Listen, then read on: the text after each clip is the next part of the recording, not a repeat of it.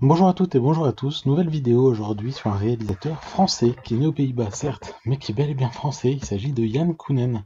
Yann Kounen a 57 ans, il est né en 64, et c'est un réalisateur qui a démarré comme beaucoup dans la pub. Alors on l'a vu faire des pubs pour Data General, pour Foster, pour Coca, pour Adidas, Miko, pour Peugeot notamment, et pour encore bien d'autres. Mais donc on n'a pas vu que dans la pub.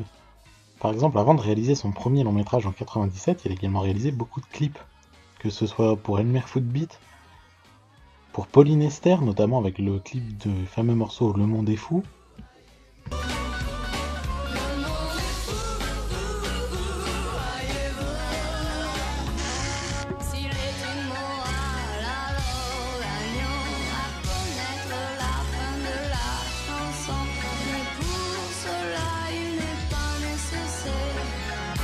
Que le monde soit mis en bière, car voyez-vous, il suffit d'être amoureux de la vie. Si vous le dites avec des fleurs, évitez les soucis, le monde est fou. Mais aussi pas moins de 4 clips pour le groupe Eraser. On l'a aussi retrouvé à la tête de pas mal de courts-métrages. Je pense notamment aux courts-métrages Les Aventures de Jeff Blizzard, The Broadsword, Soft, Ed Journal, Ed Virus, Gisèle Kérosène, un de ses plus connus,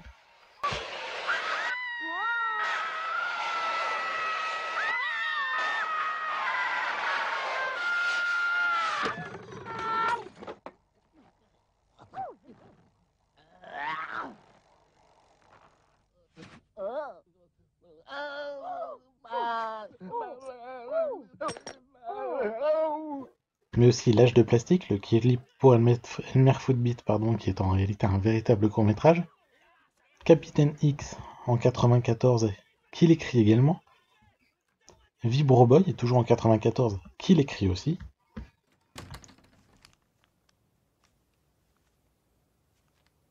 Alors? Elle te chauffe, ma femme? Hein? Non. Quoi? C'est moi que tu cherches? Non. Hein? C'est moi que tu cherches? Ou en 96, Le Dernier Chaperon Rouge, dont il participe également à l'écriture avec Carlo de Boutini.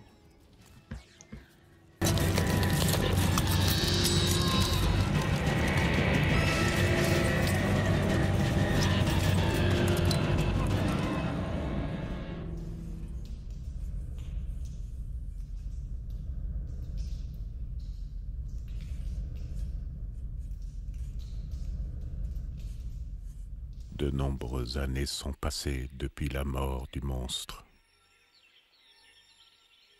Hantée par ses souvenirs de danse, la vieille dame Il a également l'habitude de faire de petites apparitions à droite et à gauche, et notamment en 96 toujours dans le court-métrage Je suis ton châtiment de Guillaume Bréau. Et c'est donc en 2007 que Yann Kounen réalise son premier long-métrage, Doberman.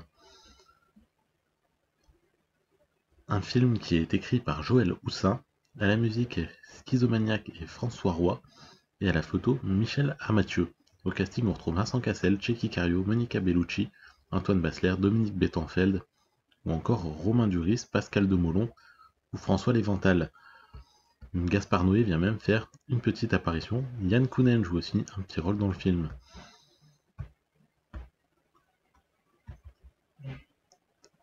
Et pour celui-ci, donc pour Doberman, il va réaliser l'adaptation de l'œuvre de Joël Houssin, dont l'auteur signe lui-même le scénario, comme je l'ai dit plus avant. Difficile d'oublier le passé dans la pub et le clip du réalisateur qui livre ici une histoire de braqueur en montage ultra rapide. On y suit donc l'équipe du Doberman qui va braquer une banque comme à son habitude. Pendant ce temps, un flic pas forcément très net va tout tenter pour les arrêter. Doté d'un casting en or avec certains des acteurs français les plus talentueux du moment, même s'ils en étaient encore alors au début de leur carrière, c'est un plaisir de voir de vrais choix de mise en scène, un dynamisme réel et de vraies fusillades dans un film. Rapidement épinglé par la critique pour sa tendance à styliser la violence, le film est pourtant plus que ça.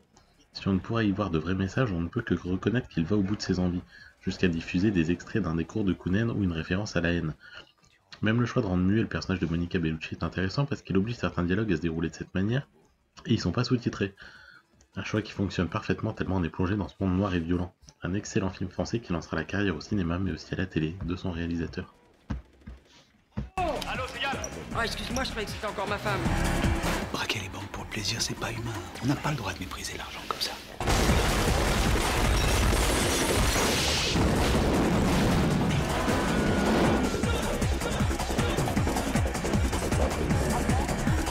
Vous voyez où c'est comme le gibier. Faut que la viande pourrisse un peu pour qu'elle soit bonne. Un morteguet. The Doberman.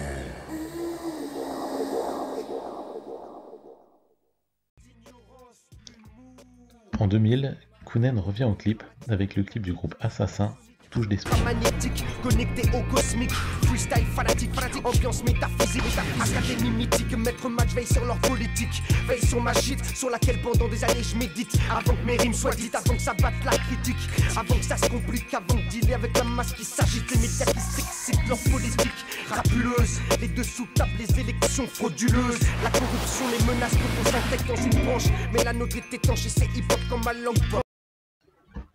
On notera également qu'en 2002, Yann Kounen aurait co-réalisé le film Bâtard de Frédéric Sorel, mais il n'est pas crédité au générique et rien ne le confirme au jour d'aujourd'hui. Il semblerait qu'il ait cependant réalisé la séquence dite du fantasme de la Parisienne, une séquence qualifiée de véritable petit bijou par la presse. On retrouve Yann Kounen en 2004 à la réalisation de Blueberry, l'expérience secrète, un film avec une grande ambition. S'il le réalise, au scénario on trouve Mathieu Lenaour, Alexandre Coquel, Gérard Braque, Louis Mélis, Yann Kounen, Cassidy Pop et Carlo de Boutini. Le tout inspiré des bandes dessinées de Jean Giraud et Jean-Michel Charlier. À la musique, on a Jean-Jacques Hertz et François Roy.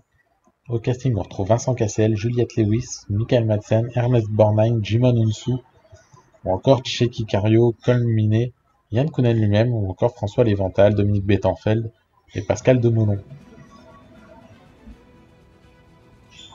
Il est étonnant qu'après son violent Doberman, on ait laissé à Yann Kounen le droit de tourner une adaptation de la BD Blueberry. Le résultat confirmera que le bonhomme est atypique. Alors je connais pas la BD, mais les fans de celle-ci détestent le film. Et il faut bien reconnaître une chose, c'est sacrément bancal. On y suit le shérif Blueberry qui va partir à la recherche d'un type qui a incendié sa ville.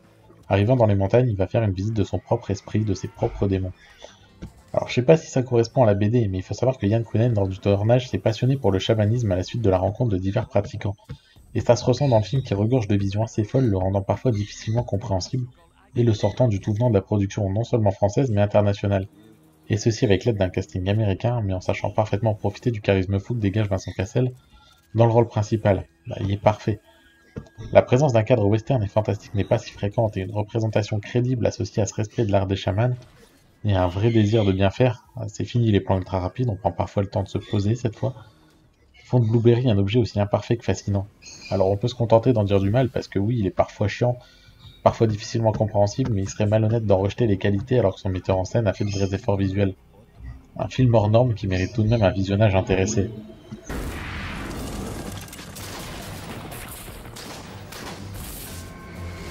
Where's the manuscript?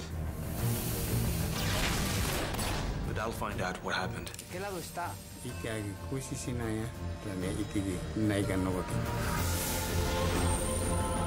Time to see the truth.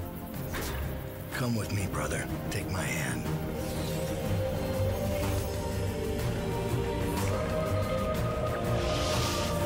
But I don't want to die.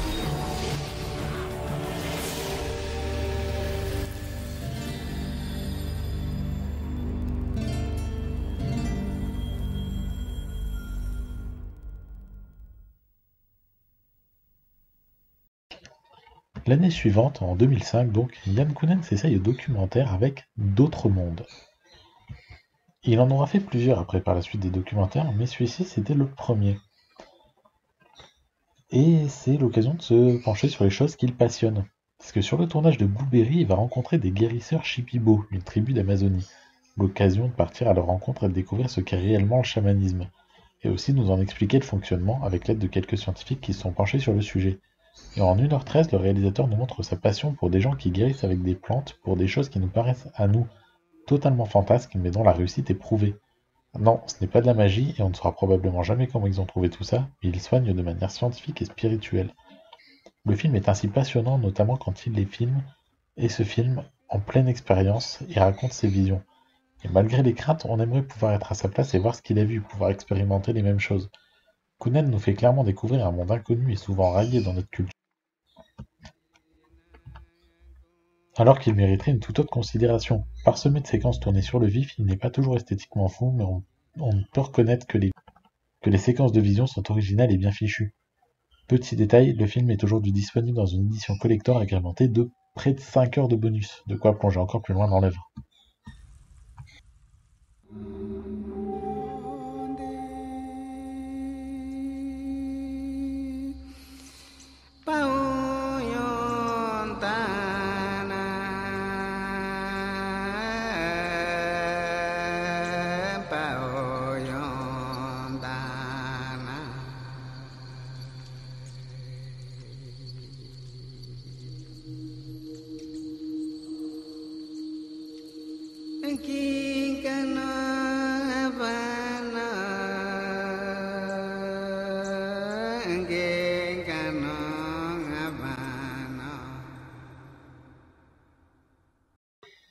Et dès 2005, Conan enchaîne avec un second documentaire. Alors que nombre de réalisateurs ne parviennent pas à concilier les différents genres de mise en scène, lui enchaîne avec un autre film tout aussi passionnant, Darshan l'étreinte. Cette fois, le réalisateur se penche sur Amma, une grande âme comme on les appelle, ce qui lui permet une nouvelle fois de parler d'une forme de spiritualité. En effet, Amma fait partie de ces gens qui n'ont qu'un seul objectif dans la vie, donner de l'amour et de la joie. Pas question pour elle de faire quoi que ce soit d'autre, elle offre et ne demande rien. Reconnue dans le monde entier, elle le parcourt dans le but d'étreindre, d'essayer de faire comprendre son point de vue et ce qu'elle souhaite. Tourné avec une vraie passion du sujet, le documentaire comporte de nombreux passages sans dialogue, Kounen prenant alors le parti de suivre Amma sans rien faire d'autre. D'ailleurs, on n'entendra même pas la voix du metteur en scène cette fois, laissant toute la place à son sujet. Alors si le film semble parfois un peu long, on ne peut s'empêcher de suivre avec intérêt l'histoire qu'il nous dévoile, nous raconte, et elle est belle cette histoire.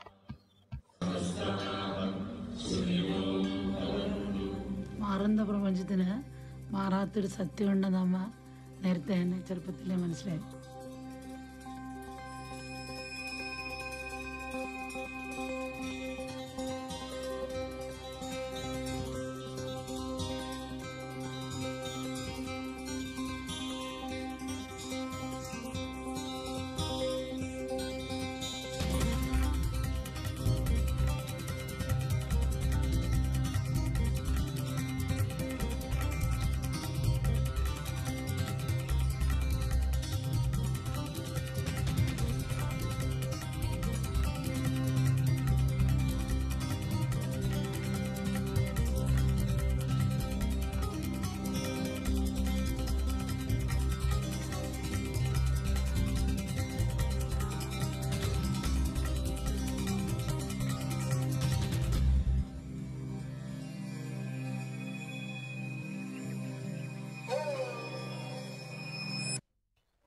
Au fil des années, Conan aura aussi apporté, ou plutôt écrit des livres ou des préfaces pour différents livres sur des sujets qui l'intéressent. Notamment en 2005, Vision, regard sur le chamanisme, livre sorti en complément du film Blueberry et d'autres mondes. En 2006, Yann Conan est crédité à la réalisation d'un court-métrage du film 8, un film français à sketch. Le but du film étant de traiter des objectifs du millénaire pour le développement. On retrouve plusieurs réalisateurs pour réaliser ces films, Jane Campion, Gaël Garcia Bernal, Yann Kounen bien sûr, mais aussi Miraner, Gaspard Noé, Abderrahmane Sissako, Gus Van Sant ou Wim Wenders. Et chacun va avoir un des objectifs à évoquer. Dans le cas de Gaspard Noé, c'est le court-métrage Sida qui raconte donc comment combattre le VIH, le paludisme et d'autres maladies. Bon, comme tous les cours, ils sont vraiment pour le coup relativement courts, et donc c'est compliqué de s'y attarder. Celui de Yann Kounen n'est pas inintéressant, si vous arrivez à le voir, le film étant plutôt difficile à trouver paradoxalement. Et s'il avait écrit un livre en complément de Blueberry, le livre Vision, il fait la même chose pour Darshan, puisqu'il sort le livre Dans les bras d'Amma, en 2006 toujours. En 2007, Yann Kounen est de retour avec une adaptation d'un roman de Frédéric Becbédé, 99 francs. Au scénario, on retrouve Nicolas et Bruno avec l'aide de Yann Kounen, d'après le roman de Becbédé donc, à la musique Jean-Jacques Hertz et François Roy et à la photo David Ungaro. Au casting, on retrouve Jean Dujardin, Jocelyn Quivrin, Patrick Mille, Veina Giocante, Elisa Tovati, Nicolas Marié, Dominique Bettenfeld, Antoine Basler, ou même Frédéric Becbédé qui fait lui-même une apparition. Et finalement, qui de mieux que Yann Kounen pour adapter le roman de Becbédé ? Sûrement personne, et il réussit à en faire un grand film. Octave Parango est un publicitaire, et pas n'importe lequel. Il est conscient de son métier, conscient de ses enjeux, mais lorsqu'il commence à tout perdre, il dérive grandement. Emmené par un Jean Dujardin qui n'était pas encore oscarisé, loin de là, le film ne cherche pas à respecter tel ou tel code. Kounen a longtemps travaillé dans la pub, il connaît donc parfaitement le sujet. Il n'a aucune difficulté à illustrer la descente aux enfers, mais aussi la révolte de son personnage principal, et grâce à une distribution parfaite, composée d'acteurs impeccables, mais aussi grâce à son sens de la mise en scène rythmée qui colle le spectateur à son siège, il balance 1h45 de charge contre ce monde. Il revient sur ses objectifs, ses bases, et se permet bien entendu même d'attaquer le cinéma et son mode de production. Bref, c'est toute la société de consommation par le biais de ses organisateurs qui est ici exposée et démontée pièce par pièce. En fait, on peut même s'étonner que le film soit parvenu à arriver en salle et ait obtenu un tel succès, si ce n'est en faisant lui-même ce qu'il s'interdit de faire. Mais si c'est pour la bonne cause, difficile de lui reprocher. Si en plus on y ajoute les dialogues du duo Nicolas et Bruno, on tient là un film majeur dont Kounen voulait lui-même réaliser la suite. Mais comme pour beaucoup de ses projets, elle a fini ne jamais se monter, si ce n'est avec l'idéal que Becbédé réalisera lui-même. Jeune, ok. Du sexy, ok. Pense à fermer les yeux quand tu avales. Il faut qu'on sente le plaisir dans ta gorge aussi. Et tu rêves. Une belle barre chocolatée ? Voilà, maintenant vous savez. Vous savez pourquoi vous voyez des pubs de merde depuis quelques années. Maintenant, faut que ça change. Il nous propose le poste de directeur de création. Non. Mais pourquoi ? Parce que j'ai plus bandant. Plus révolutionnaire. Vous croyez que j'embellis le monde ? Perdu. Je le bousille. Je ne suis pas un gentil garçon. Jamais crétin irresponsable n'a été aussi puissant que moi depuis 2000 ans.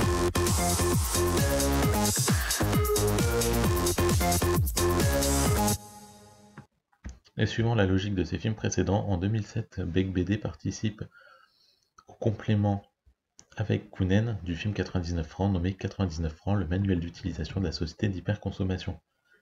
En 2008, il revient avec un autre livre, cette fois-ci en complément d'une nouvelle édition de Blueberry et d'autres mondes, un livre qui s'appelle Plantes et chamanisme, conversation autour de l'ayahuasca et de l'iboga.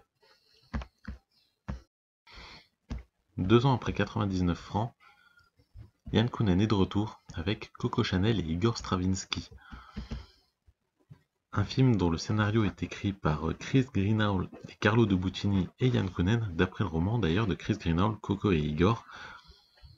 À la photo, on a David Ungaro et à la musique, Gabriel Yared. Au casting, on retrouve Anna Mouglalis et Mads Mikkelsen entre autres, mais aussi par exemple Nicolas Vaud. Après 3 premiers longs qui détonnaient clairement dans le paysage du cinéma français, Yann Kounen revient avec un film à première vue plus simple, mais seulement à première vue. Quelques mois avant la sortie de son film, Audrey Tautou incarnait déjà Coco Chanel dans Coco avant Chanel. Lui choisira Anna Mouglalis pour le rôle. Un choix moins consensuel, tout comme celui de raconter son histoire avec Igor Stravinsky plutôt que de faire un biopic banal au possible. Entièrement bercé par la musique, les 20 premières minutes lui sont entièrement consacrées, le film parvient donc à sortir des sentiers battus en offrant quelques scènes hors normes, mais aussi une forme inhabituelle. Certes, le découpage n'est pas aussi rapide que dans les films précédents, mais il est aussi très étudié, tout comme la lumière et les décors tout simplement sublimes. Et Mads Mikkelsen, il joue en français avec un accent à couper au couteau, ce qui donne clairement un plus au niveau de la crédibilité, d'autant que l'ensemble du casting est excellent de bout en bout. Le film se déroule donc à la fin des années 1910, début des années 20, lorsque Coco Chanel découvre Igor Stravinsky et lui propose de l'héberger, lui et sa famille, femme et enfants, pour le laisser s'exprimer et offrir sa musique au monde. Bien entendu, la relation va évoluer et devenir bien plus intime. Et c'est cette relation entre deux êtres assez complexes qui va faire toute la force d'un film, loin d'être aussi simple qu'il n'y paraît donc, et dans lequel son réalisateur n'est pas si bridé qu'on aurait pu le croire.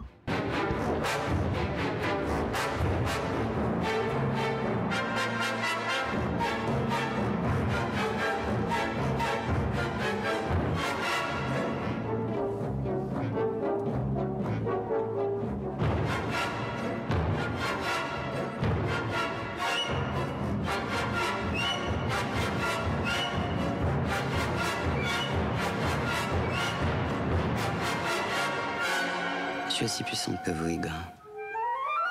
Et j'ai plus de succès.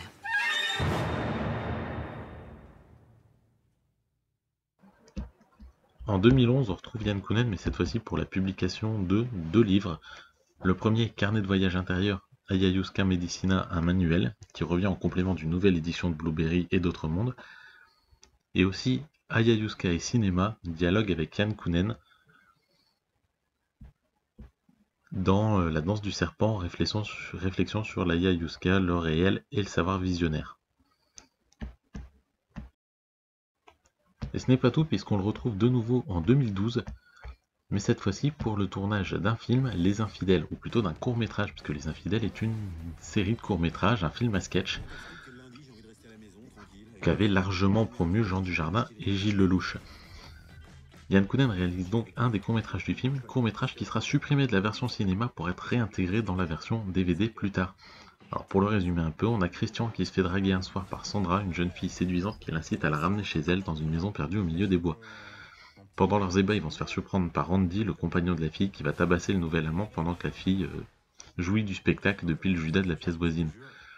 Le couple va alors commencer un jeu sexuel au graphisme manga devant la dépouille de leur victime à terre. Christian va parvenir à s'enfuir, stopper une camionnette, mais va tomber sur 3 personnages à l'allure encore plus sadique. C'est certainement le film le plus fou et le plus intéressant des Infidèles, qui est une compilation de courts-métrages assez moyenne de manière générale, mais qui vaut le coup d'être vu essentiellement pour ce court-métrage. Romantique en fait. Parce que peut-être que tu cherches l'autre femme de ta vie. Ah oui, comme dans un monde parallèle. Non. C'est tu t'es jamais dit, tiens, ça se trouve, il y en a une autre qui existe à 2 rues, 2 quartiers, une autre ville. Ah oui, comme si t'avais une espèce de double identité. Non, mais pourquoi? Juste, imaginez, à 2 heures près, t'aurais pu être avec elle, t'aurais pu là, tu vois? Bien sûr. Comme si tu revenais du futur et tu savais pas... Non, pas du tout. Bon, laisse tomber. Je vois pas. Ben, je vois bien que tu vois pas. Vas-y, vois.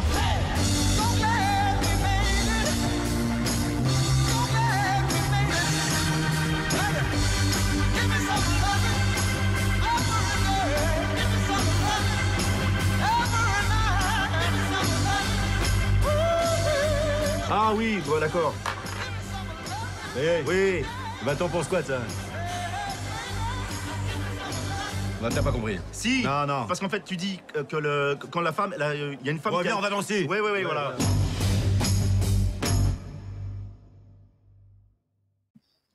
En 2013, Yann Kounen se trouve à un autre type de projet puisqu'il va réaliser un téléfilm en 2 parties, inspiré d'un roman de Jean-Christophe Granger, Le vol des cigognes, en 2 épisodes de 90 minutes. Au scénario, il est associé à Denis McGrath, à la photographie Langewer et à la musique Eric Neveu. Au casting, on retrouve Harry Treadaway, Perdita Wicks, Rutger Hauer ou encore Antoine Basler de nouveau. Avec encore nombre de projets en attente, c'est vers une adaptation du roman de Granger que se tourne donc Yann Kounen. Et probablement dans un désir de l'adapter sérieusement, je l'ai pas lu, il réalise en réalité un long téléfilm en 2 parties pour un total de plus de 3 heures de film, le tout avec un casting international et de grandes ambitions, dans lesquelles il laisse encore une grande place aux visions hallucinées. Si sa mise en scène reste dynamique, elle est cependant plus posée que dans ses premières œuvres, mais aussi bien plus maîtrisée et assure une forme de qualité. De plus, les acteurs m'ont globalement paru convaincants, notamment l'impeccable Rutger Hauer. Mais de quoi ça parle? Eh bien d'un étudiant ornithologue qui retrouve son prof ou maître assassiné dans un nid de cigogne. Mais malgré son décès, il décide de poursuivre la mission que celui-ci lui avait donnée et comptait lui-même effectuer, suivre la migration des cigognes jusqu'en Afrique pour découvrir pourquoi certaines ont disparu, ce qui va aussi lui permettre de retourner sur les traces de son enfance. Mais après visionnage, une chose est claire, c'est long. Trop long en fait. Il aurait certainement fallu opérer quelques coupes pour rendre le film plus passionnant, car en l'état on s'ennuie quand même de temps à autre et certains passages sont sûrement passionnants à l'écrit mais ne fonctionnent pas à l'image, ce qui en fait au final une œuvre bancale dont on ne retiendra qu'une certaine audace pour en proposer un tel traitement. Et puis mine de rien, ça reste quand même à part. T'as trouvé le moyen de me mettre en danger. Je veux savoir ce qui s'est passé. Serais-tu prêt à donner ta vie pour quelqu'un que tu aimes? Je vais compter jusqu'à 10. Tu vas encore plus loin. J'ai des problèmes, Sarah. De gros problèmes. Qui tu es? C'est ce que je voudrais savoir! Le vol des cigognes, la nouvelle création originale Canal+. Lundi 21 janvier à 20h50, uniquement sur Canal+.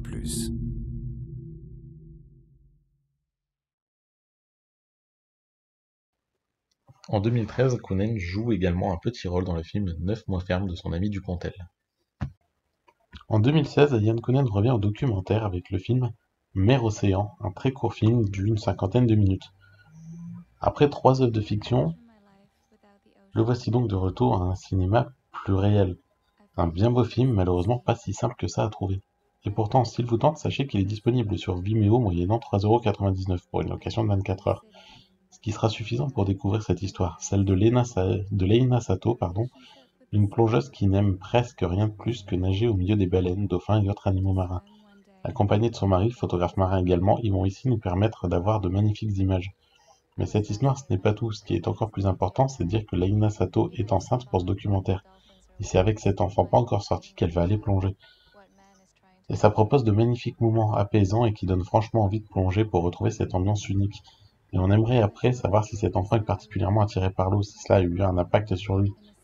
On le saura pas, mais les moments passés en compagnie des animaux marins et de Leina Sato restent gravés tellement ils sont majestueusement filmés. C'est un très beau film co-réalisé avec Anne Paris.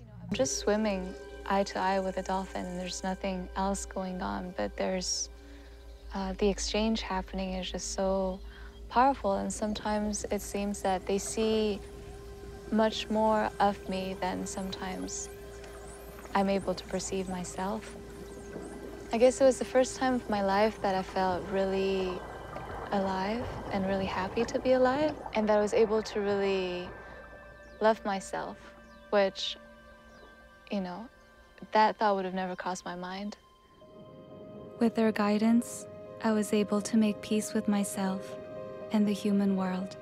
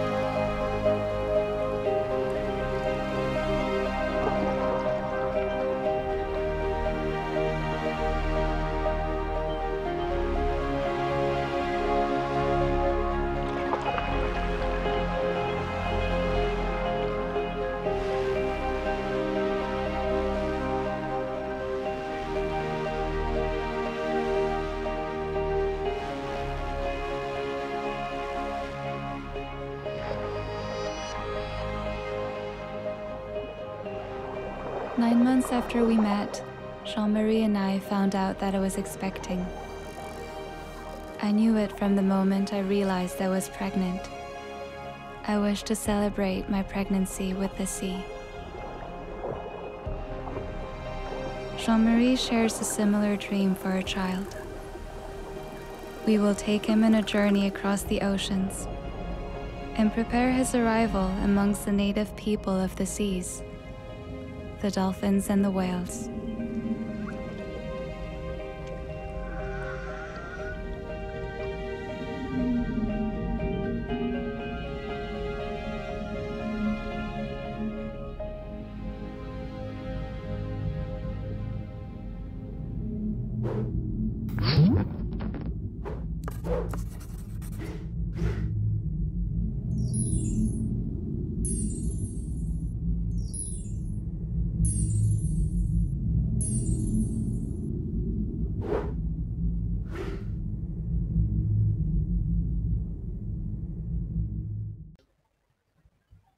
En 2016, toujours, Yann Kounen sort un deuxième documentaire. C'est le documentaire Baie Poignée. Alors que le phénomène de la vape devient de plus en plus grand, Yann Kounen se penche dessus et en sort donc un documentaire passionnant. Parce qu'on connaît tous des gens qui ont laissé tomber la cigarette pour se mettre à vapoter. La question qu'on peut légitimement poser, c'est mais est-ce que c'est mieux en fait? Eh bien, Yann Kounen, qui lui-même s'y est mis, a décidé d'étudier tout cela et d'essayer de nous en dire plus. Avec une vraie mise en scène, le réalisateur sort du documentaire classique. Il assure lui-même la voix off et présente presque chaque intervention, et elles sont nombreuses. Et pour le meilleur, il démarre même sur un encart rappelant que si on est fumeur, il ne faut pas commencer à vapoter. Si on est fumeur, il serait de bon ton de s'y mettre. car il semble que le vapotage soit nettement moins nocif que la cigarette. Le réalisateur doit aussi faire face à une certaine désinformation. L'industrie du tabac est extrêmement puissante et ne souhaite pas forcément voir un commerce parallèle se développer et finir par prendre le dessus, ce qui semble être en train de se produire, d'où l'intérêt de se pencher réellement sur le sujet et de voir s'il est nécessaire ou pas de pousser nos amis à lâcher la cigarette pour la e-cigarette. En tout cas, avec ce film, le réalisateur ose un sujet qui fait débat dans son style caractéristique et ne cherche pas la facilité. Le résultat est à voir. Aujourd'hui, pour la cigarette tout court. C'est là que j'ai décidé de partir en voyage à la rencontre des vapers. Si la cigarette électronique avait été inventée par l'industrie pharmaceutique, eh bien, ça serait tout simplement un substitut nicotinique de plus. La cigarette électronique, elle vous tue ou elle vous sauve?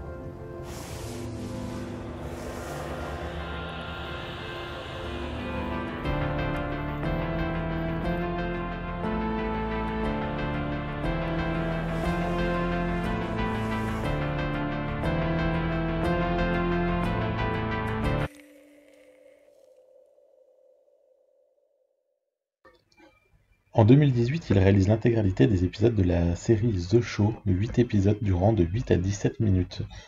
On le retrouve également en 2019 avec 3 films en réalité virtuelle, moins 22,7 degrés co-réalisé avec Molécule et Amaury Laburte, un docu-fiction, la fiction interactive Seven Lives et aussi Ayahuasca Cosmic Journée, expérience interactive sur l'ayahuasca.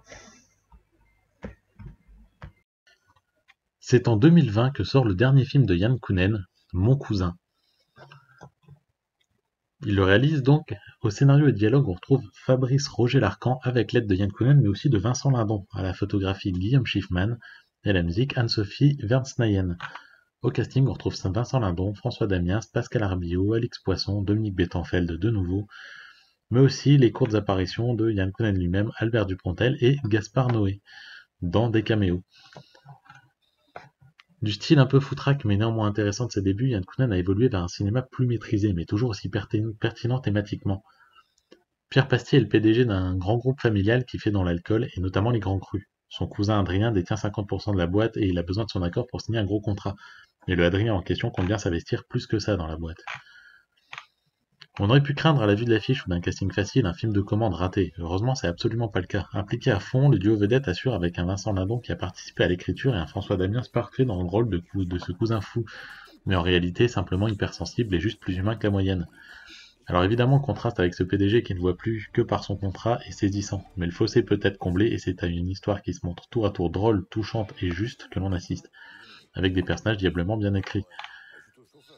Malgré tout, quelques dialogues semblent un peu forcés pour installer les 10 personnages, des petites choses qui auraient gagné à être montrées par l'image. Certaines séquences semblent également improvisées. Si je n'ai rien contre ça, force est de reconnaître que ça se sent énormément et déséquilibre parfois un peu le ton du film. De petits soucis qui n'entachent que peu un film fort et au fond typiquement kounenien, un de ces films français qui nous rappelle un vrai savoir-faire de chez nous dans le drame qu'il faudra savoir conserver. Votre cousin est très sensible. Il peut changer d'humeur d'une seconde à l'autre. J'ai plus parlé en 24 heures à toute ton équipe qu'à toi en 35 ans. T'étais pas comme ça. Les gens, ils ont besoin qu'on leur montre, qu'on les aime. Y'a que toi, tes actions, ton apéritif à la con, là. On n'est pas des cailloux, Pierre. Ça bouge, ça saigne, ou ça coule, là.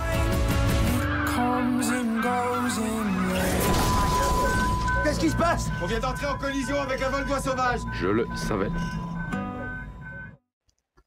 Et voilà donc, à aujourd'hui, ce retour sur la carrière d'un réalisateur français plus qu'intéressant dont on attend toujours les nouveaux projets avec une grande impatience, tant il se montre souvent pertinent, souvent humain, souvent fort, et surtout souvent libre. On attend donc ses prochains projets avec impatience.